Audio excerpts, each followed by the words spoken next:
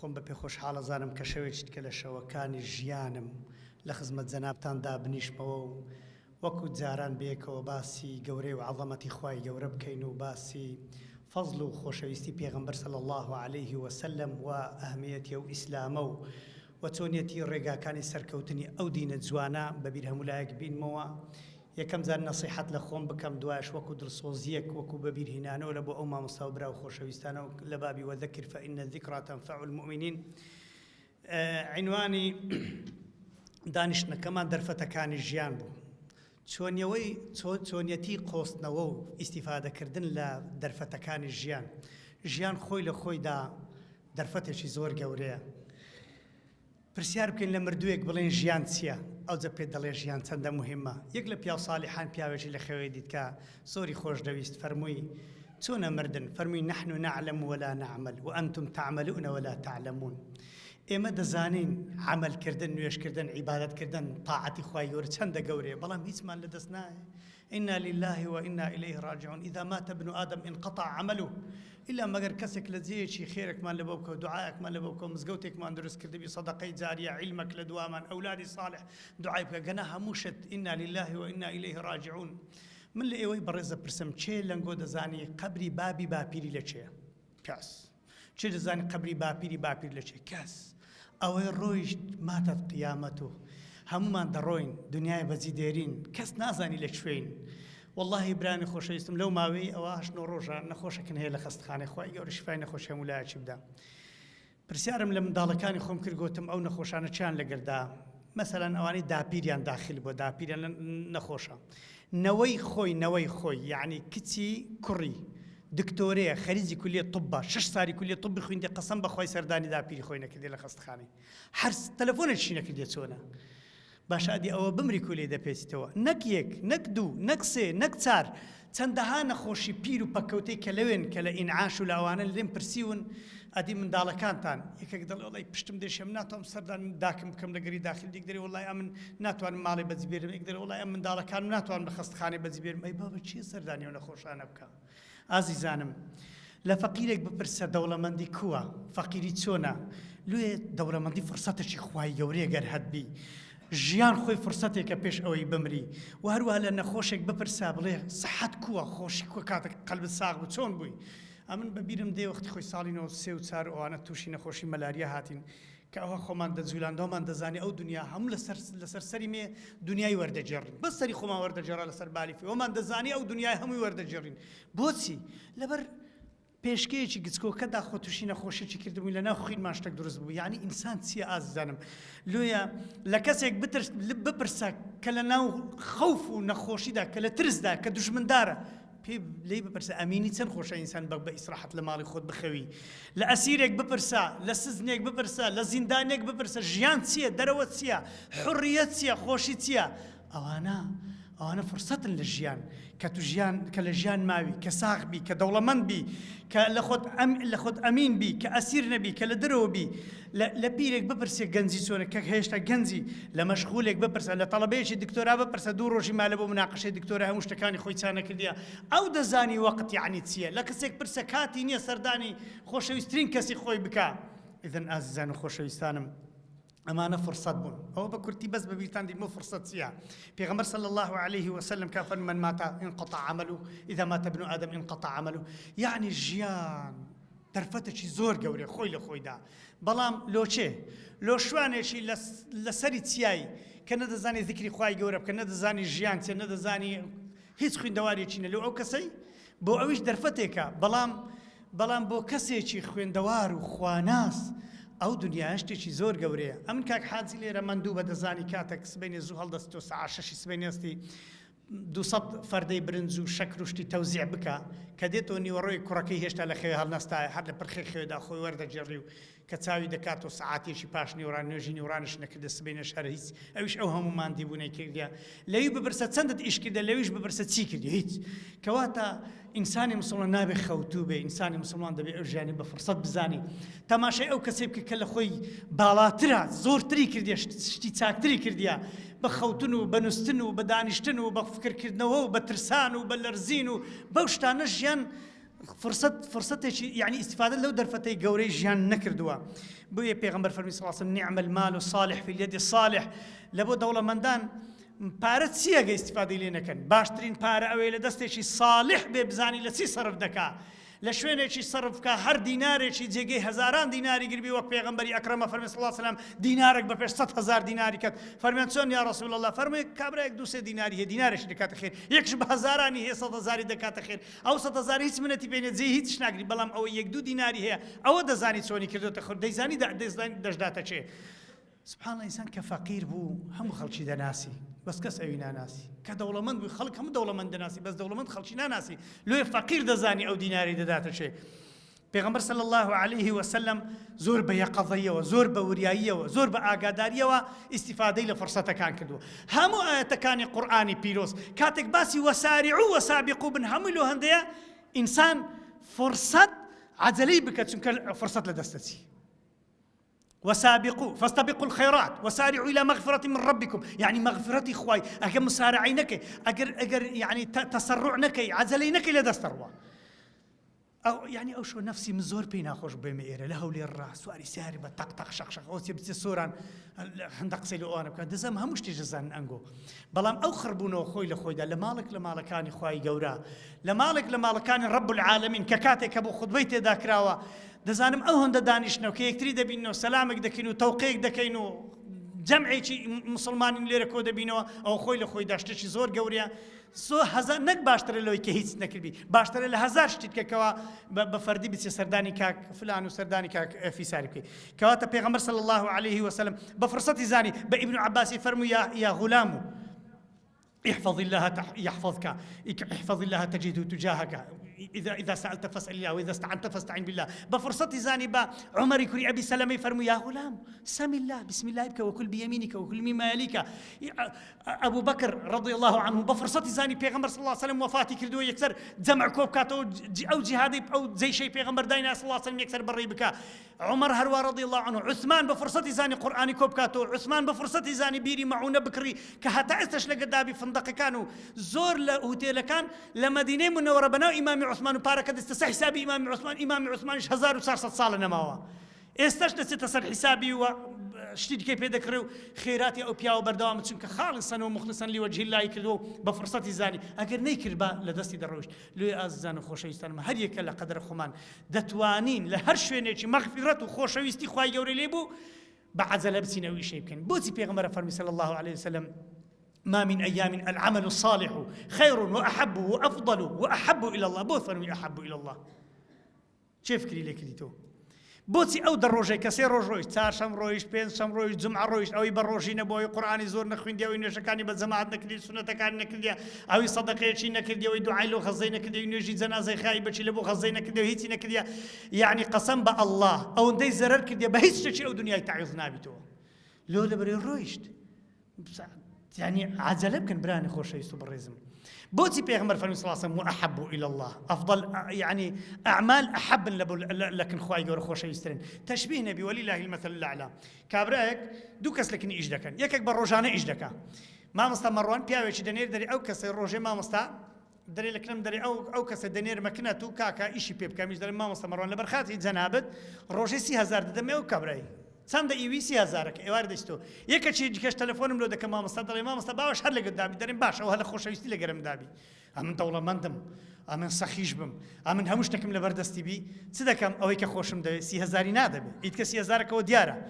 دەڵێ مێ ئەو سیارە لۆ توبی ئەو خانی بالۆ توبی لۆ لەبەری دەوڵەمەندم و سەخیم الله سبحانه وتعالى ولله المثل الأعلى دەوڵەمەندە و سەخیە ئەو عەمەلانەی ئەو ڕۆژانەی دیار نەکردێت چەندە بتعبتي الروجي بتعبتي قرآن خن دياري نكد يتسند أحب يعني خوش ويست لكن خواي جورا بكيف خوش ذاته بغير حساب خواي جورا لوان من حسابك يا ربي بلام يك فرقي هي لك الرمضان زين فرق كي تشد زاني لرمضان الشيطان كان جريد راون ناتوان بيدولن خرابي مك بس ليرة شيطان كان كراينو زورا شيطان كرابيتو أمن أوروكا بعد زلهات مو خريج وتأخير بم خريج وبانجين ديوراني بدلو خطبة بتسم تماشم كردي بس كنسن مالن داتهم گانس پیاو هدی لماره دات ندارشته چند دست دبود سو ماره او بانک دلو خطبه هر ندسونه جمعش يعني استا او زيلي درست بي بقوروقس كو خريكه ورده غفلت خوي بسردا دقري وقتون بيغمبر صلى الله عليه وسلم فرمي بادروا بالاعمال فرمي تخوا عزل بكن لو خوتان لعمل صالح لبرتي عزل بكن يا رسول الله اي بيغمبر اخوا لبرتي بيغمبر فرمي صلى الله عليه وسلم فرمي بادروا بالاعمال فتنا شكا فتنه دروس تبن بكره كدري كرم هستبرونوش جماعات كره كتر ده فيسبوك دز تيك توك دز ده اوا ايتوبانيا اوا فيديوش كات تيجي بقى تماشي وش كم دي اوروي وقت شنو يجي جماعات خلاص بدي كره كتشتهر خليش موبايل تك تك لسر سري كاكلونا سوينوجي هو فتنه براني عزيز خوش يستم والله موبايل تنعمته شي قوري او ندش فتنه شي قوري لبعو كسانك غافل بكوري خدري برو جماعات ديتو يشتهر هلا صار تيك توك يا هلا صار شيطانك يتكناوي سناب شات يا او لي شيطان تر انستغرام او لي كاولتر نازل مسوهم مناوانا والله انسان عندك سبيسناك هلا موبايلك هبي والله براني خوش يستبرز موبايل بويتا فتنتي اوها باوك زور باوك هي غير اسلامي بابي اسلامي تندن يشترك بكن بس غير اسلام باوك نتواني بكس زاحركي خبري موبايلك كم دي تماشا كم بزام استهداء والله باسورد نادا تبابي خوي او علماني انا اولاد كان ليك كم برسي سكت استصدق لو تخرج كده قلت والله كم زول من جنديتيا قلت متى قلت والله ببير دي لفلان روج مشكله نهبو هاتي مالي ما قلت لو كاتيو كتي خوم نديتيا كل شلون كتي خدنا قلت بقران خم بشان هذا كتي خريج كليه هر خوي بالخريجي كليه هر خوي بشاني بابي خوي نادا زي وي بابي بزاري بخ موبايلك باسورد ديتيا ودخوا تماشا بكات دخوا سيليو او برنامج اللي بدك اشتري رش كرديتو تماشا كده زين تماشا تي كده هر او سيطرات نهر نمينا ليه بيغمبر صلى الله عليه وسلم عزلب كان لعملي صالح حتى فتني جورن هاتون عزلب كان لجنهنان عزلب كان للشوك كذن عزلب كان لاشتتاك كقطع الليل المظلم لبروي وكو تاريكاي شو فتني جورخو بصر دنيا دادقرين يصبح الرجل مؤمنا ويمسي كافرا سبيني مسلمان ايواري كافره سبيني مسلمان كافر ايواري مسلمانه فتني زور عزايب لخلش كان يبيع دينه بعرض من الدنيا بيغمبر صلى الله عليه وسلم فتني وا بيدا دبي او دين زواني خوي بسن دينارك بسن قروشك غوريتو والله سوينتان لبودخوم استا جنسيا مكتب تواوا لشوينيشي وربجيري كشوينكا باري بدات زي كزي بيدينانش بجويلينيا باوردكن امين بياوشي دناسم زور مانديا بياوشي دناسم براني بر زور مانديا قلتم كتسكت صدقا قلت ما مستا خويني خوم خواردو حتى ما دستيرم لتركيا بيتاوك قلت مستلش دوام دكا قلت للجامعي كاثوليكي جامعي كاثوليكي للجامعي كاثوليكي جامعي نصرانيان تبت مسلماني قلت اي ما استا كو مسلماني او خلك بس اسلامتي بدلي خويك بدلي خويا يعني بدلي بجيري قراننا بس بدلي خويا مسلمانه كرك تسكيتو كتا للجامعي كاثوليكي درس دريتو قلت علي والله قلتم سفوريان محزبي والله ما مسا زور بدينا نيوشك عن بيز نيوشك قلتم لو يقري خدا بوشيانا والله براست لهم دي زور قليم لي خويا انا بوشي ناديتي تركيا بطنش بخويني للجامعيه شي دوام دكا لاوروبا لا تركيا لا قبرص لا دانير لو جانا دوام شان بيدكن لا دانير نشوينان والله مسلمان شي ما مستمزور مسلمان كاتبراني خوش يستبرزم اما كتينا زمانه شي كبراستي اگر زفر يا خومان نكوين هم درفته كان جان مال دزدسن براستان بيبرم اواني عمري بيان بويتا 20 سال است قران اللي برنكديا او عمر الذهبي كان لدستو القران اللي بركدني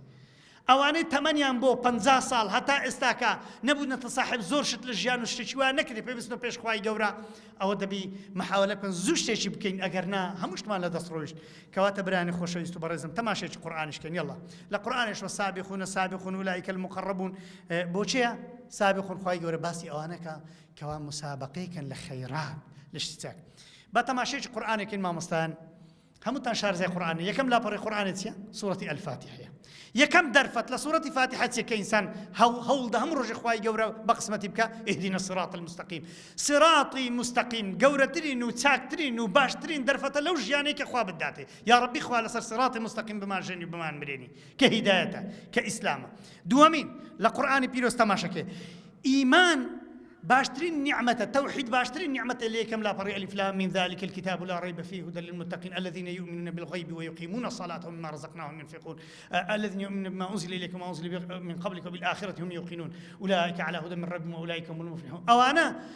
جورة النعمة بقسمة بكا لسري قرآن بو تهدايتان لبو إيمان ولبو إسلام ولبو إحسان ولبو بون بولي خواي جورة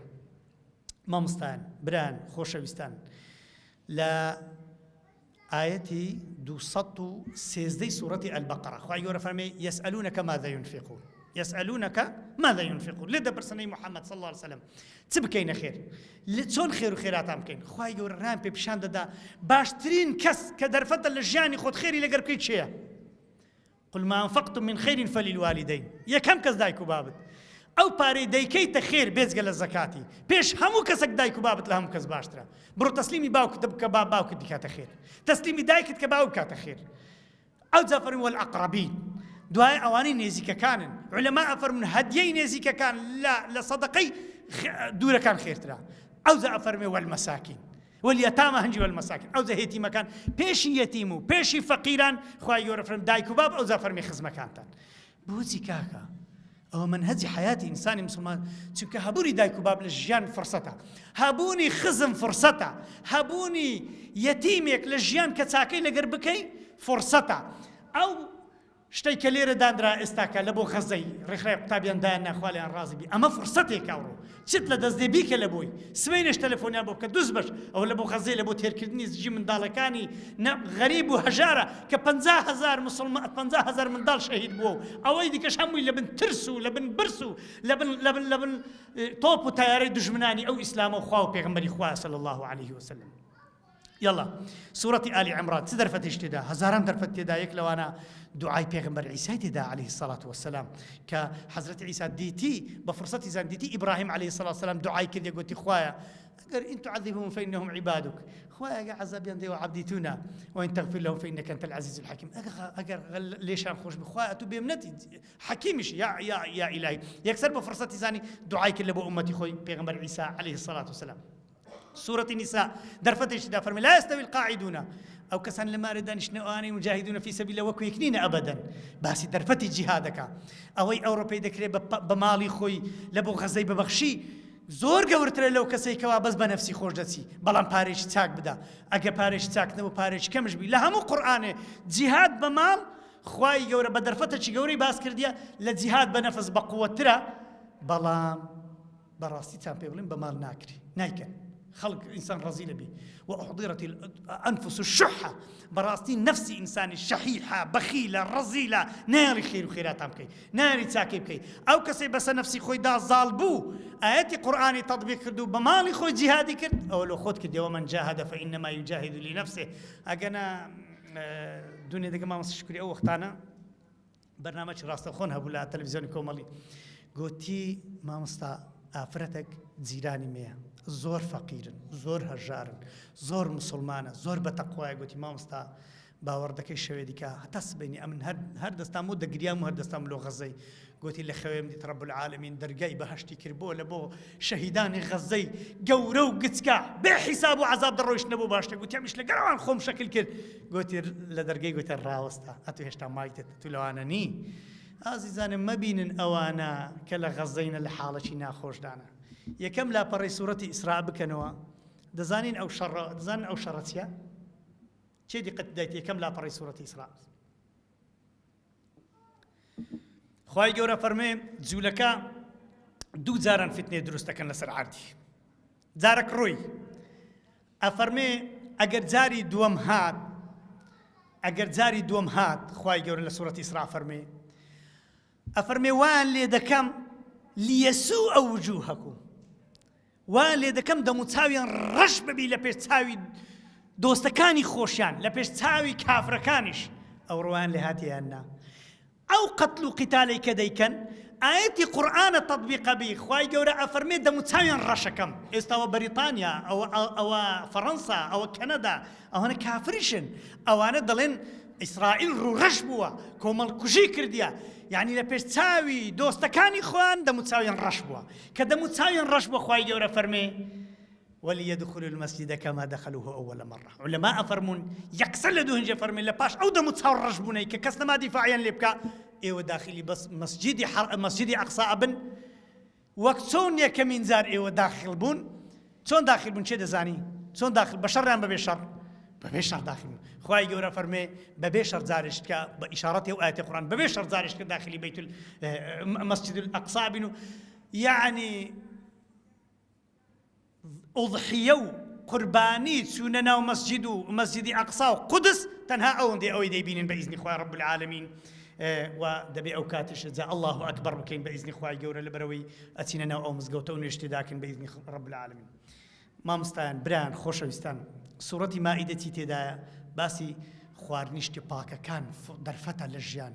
وڵای برانی خۆشەویستم هەندێک عائیلە هەیە زۆر بێسەر و بەرن لە خواردن حازرکردن و لەشتی بێسەر بەر نازانم یان چۆن دەژین یان تەماشای ئەوروپای کە گۆشتی بەراز دەخۆن گۆشتی بەراز تاقە مەخلوقێک لەسەر ڕووی عەردی کە فەرخی خۆی بە مرداری بخواتەوە بەرازە هیچ شتێک فەرخی خۆی ناخواتەوە بەراز فەرخی خۆی دەخواتەوە تشتی پیس و بۆگەنە لەو دنیای دەیخوا ئەوانیش دەسم گۆشتە و شتە پیسی دەخۆن کەواتە ئەمەی موسڵمان هەتا خاوێنتر بین بەڕێزترین لەکن خوای گەورەش پاکە و پاک نەبی خۆشی ناوێ و قبوڵیشی نییە سوورەتی ئەنعام ئاەتێک تێدا باسی وهروها سورة مائدة آياتك أفرمي دزنش فرصتك إخوة يا أيها الذين آمنوا إذا قمتم إلى الصلاة فاغسلوا وجوهكم وأيديكم إلى المرافق وامسحوا برؤوسكم وأرجلكم إلى الكعبين وإن كنتم جنبا فطهروا وإن كنتم مرضى على سفر أو جاء أحد منكم من الغائط أو لامستم النساء فلم تجدوا ماء فتيمموا صعيدا طيبا دستنويش نعمتك إلهية سلاحك إيمان دارانا خاصة بمسلمان غير مسلمان بيدزنويش أو إنساني مسلمان كبدزنويش بو كبروجيش بو وردە لە هەموو شتێکی بێدەستێژی و هەموو شتێکی پیس دوورەکەوێتەوە خوای گەورە لەوانمان لە پاکەکانمان دابنێ یا ڕەبی سوورەتی ئەنعام ئاەتێک تێدا ئەوە من لە یەکەم لاپەڕی قورئان هێدی تەماشام کرد بزانم دەرفەتەکانی ژیان لە سوورەتەکان قورئان چنە ئەوانم بە پێش چاوا کرد بە کورتی نووسیم وما قەدر الله حق قدری قەدرگرتنی خوای گەورە دەرفەتەکە فرسەتەکە ئەگەر ئینسانی ئیماندار عەقلی هەبی دەبێ زۆر قەدری خوای گەورە بزانێ نەک قەدری خوای گەورە قەدری ئەو مەلایکەتانەش بزانی کە لە گەریدانە ئەرێنگو باوەڕتان بە مەلایکەتان هەیە لە گەرتاندانیان نا باورتان به ایرولا ما مست باورن به اگه باور پینه کافرن اگه باور به بی اون ملائکتان لهم آقا و مسئول و رئیس و شیخ و ملای دنیای با قیمت رو برسترن ادیلو شرمیان لینا کی کات گناه دکی کاتی کاتو بتنهایی درجات لسر خو قپات کلی بس کست ماشین موبایلی تو ناک بس خوای گور دزان خودو ملائکتانش آگان لی ادیلو حسابیان لو ناکی یان باورت پین ندروی دکی حاشا یان بیرزیتو یان حساب قدرت لو خوای گور داننا اگر هاتو قدرت لو خوای داننا لو کاتانی که کس اگلین غیری خوای گور مبارزه خوای گورت کرد او اگر عمل کانت وکو چیای اتهامک لسر دریای سوره اگر وچی کس اگلینی وچی گرجی د گناهان روبیو وچی کس خلق شاگلی وچی نعام خود گزکو کو غریبو کرد او بزانه اتو عمل کانت لروج قیامتی هباء منثورا فنا بخوای گور هم يدبن توزيت لبو ناميني وقت پیغمبر ده فرمي صلى الله عليه وسلم سوره اعراف سيروچ ادم وحواء ده سيروچ توبه ده دائما خوای گور لباري توبه فرمي وسارعوا عجله بکن لبو توبه کردنی نوک نتوانن توبه بکن اگر به توبه رانه گیشتی پیغمبر فرمی صلی الله علیه و سلم لآخری زمانی چه زیاده بی موتی فجاء مردنی لناکاو کابره هرستو لجی هرنستایتو او مقاوله کبول السوران زوری شیدکت زور ماندی بو دفترو کچی هبو همشت خویل سنوسیبو مقاوله شی برادری هبو لمنطقه ما قوتن والله او مقاوله مرد چیلی هات برادرەکەی مرد تەماشای دەفتەرەوەکەکەیان کرد هەمووی بە گەزامزی نووسیە هەمووی بە ڕەمز نووسیە یەک کەس لەو مقاولەی ئێستا تێناگا پارەی لەکن چێ پارەیشەی لەکنە لە ناکاویش مرد ئەنگۆش دەیناسن ئێستا ناوی بینم بەس ناکرێت ناویان بینین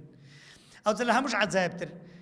لە بۆ مقاولەکەم باس کرد گوتم فران کەسەش وەفات کردێ گوت دەزانم ئەوڕۆ بەتەمامە بچم تەعزیەی بکەم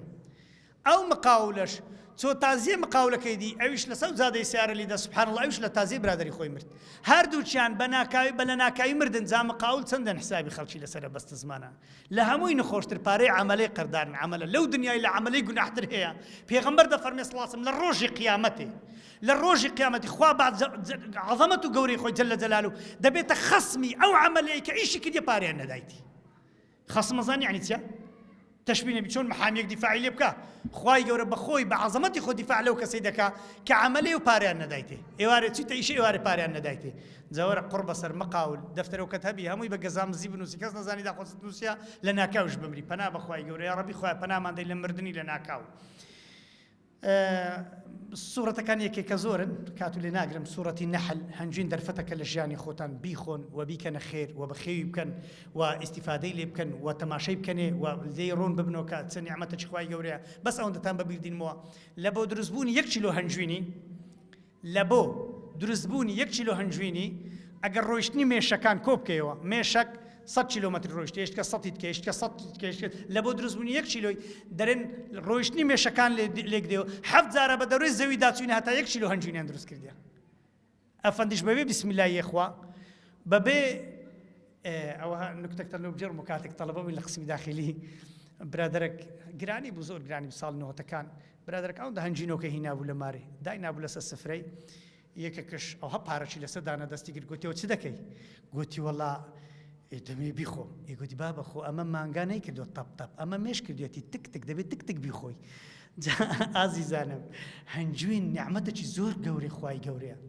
بەڵام چێ دەزانی ئەو کەسێک کە خوا شیفای پێدا مامۆستا مەڕۆن هەمزە حەدیسی پێغەمبەر دەرێ سڵ عەلەیهی کابرا گوتی یا ڕەسوول الله برام زجی دێشی پێغەمبەر فەرمی سڵ عەلەیهی بە هەنجینی بخوا هاتو گوتی فەرمی زجیار دێشی فەرمی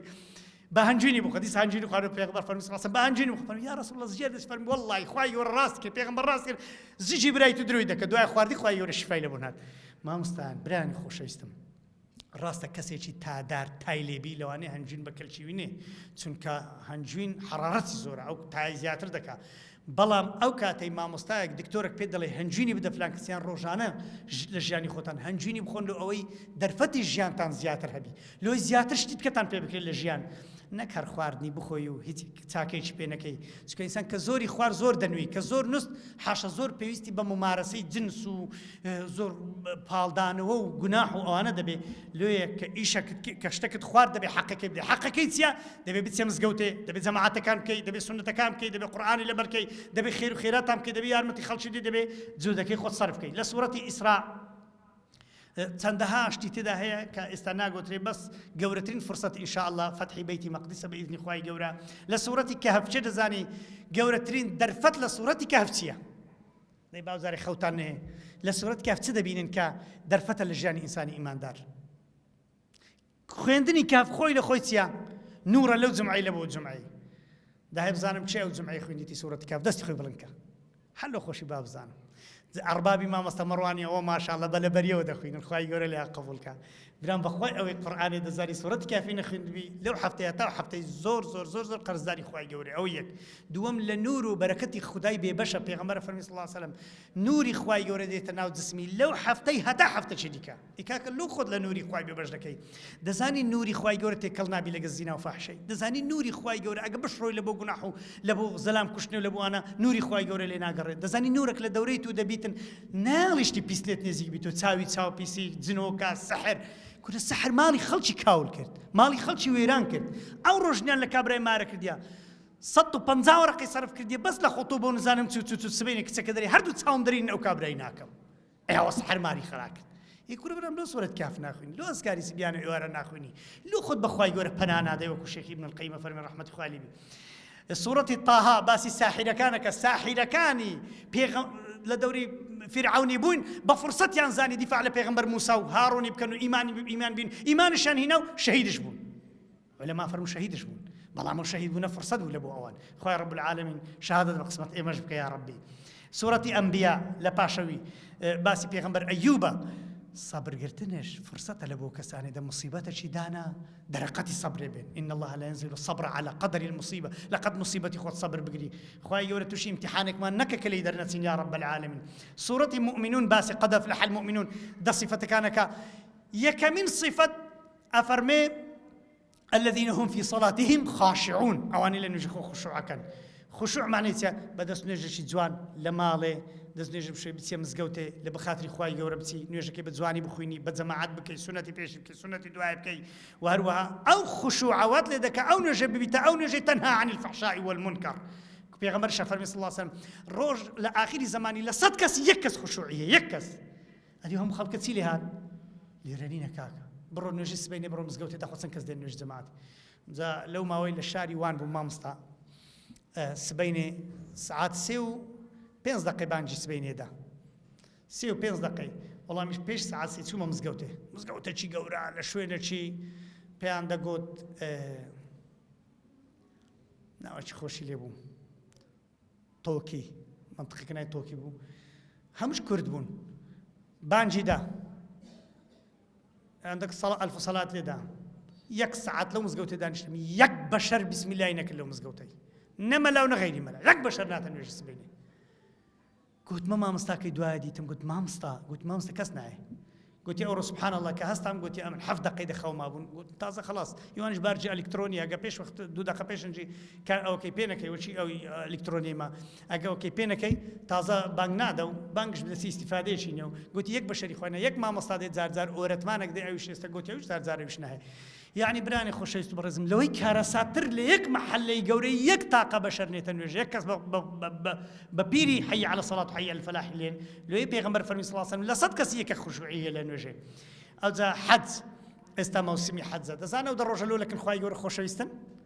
لبري حدزي تدا لبري عرفي تدا والله براني برز خوش كاني برز هر کس چی لنگو روزی پنجشنبه بخوتان بمالو من دالتان بپیاوکانتان بخیزانکانتان روزی پنجشنبه عرفه بروزی نبی هند امیدت پی نبی که نخوای خوشوی نه پیغمبر صلی الله علیه وسلم لو ما مستلبرت دی پیغمبر فرمی صلی الله علیه وسلم گناحی 2 سالی له هروری احتسب على الله ينكر في السنه الباقيه والسنه التي بعده او يك دوام مانجي حاجيانا ونيا هر عملك خوشويستر لكن خواي يقول العملي وقت كان اودو سيمسيا بين شما پیغمبر فرمود صلی الله علیه و اعمال انسان دوشم پیش شما برز بیت الله خوای گورا تو خدا کابرا پین شما بروجی نبی او هر سه مناسبه گوری تداوی به هزاران فیوضات خوای گورا شو و گورترین روج ل 365 روجی ایصال او روجی ات او روجی بروجی نبی ذکر لا اله الا الله وحده لا شريك له له الملك وله الحمد ولا كل شيء قدير صد زارنك روجی هزار زارنك 2000 3000 زارنك چه امید به اسلامتی توبی كان باري صرفه كاينه ما عندي بينته برا روجي عرف ورلخ المزقوتي دانش خاصة العصر هتا مغربي لأني وراني هتا مغربي هربن لا إله إلا الله وحده لا شريك له له الملك وله الحمد وعلى كل شيء قدير بيغمبر فرمي صلى الله عليه وسلم أوي منو بيغمبراني بيش من قوتي لا همش تشي قولة الأوية وقولة بيغمبرنا عينا الدعاء صلى الله عليه وسلم لا هم دعاء نش قولة يعني تدعاء كد لضلي بخواي قولة لو تحاصل دك أقول لا إله إلا الله ابني يتر لو روجانا أو أنا بفرصة بزانا بيغمبر صلى الله عليه وسلم لسورة الرومش كخواي يقول وكان حقا علينا نصر المؤمنين حق لس خواي يقول لس خوي كريت حق كسني شي لس خواي واجب كجل جلاله اهوش فرصتي جد درفتك انسان ما دام بزاني خدا يارو خدا يقور صاحبه خدا يقور خاوني من اديم لس بترسم له دنياي كوات لسوره لقمانش